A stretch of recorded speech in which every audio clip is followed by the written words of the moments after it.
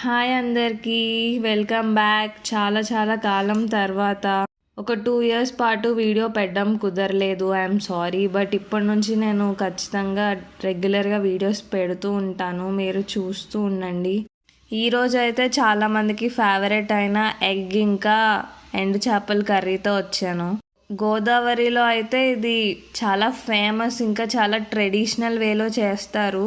ఇంకా నాకు తెలిసి ఆంధ్ర పీపుల్ అందరికీ ఇది ఫేవరెట్. మోస్ట్ ఆఫ్ ద హౌసెస్లో ఇది ఎప్పుడు చేసుకుంటానే ఉంటారు.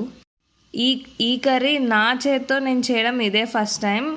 I should see how it turns out. Taste ఎలా ఉందో మీకు వచ్చే వీడియోలో చెప్తాను.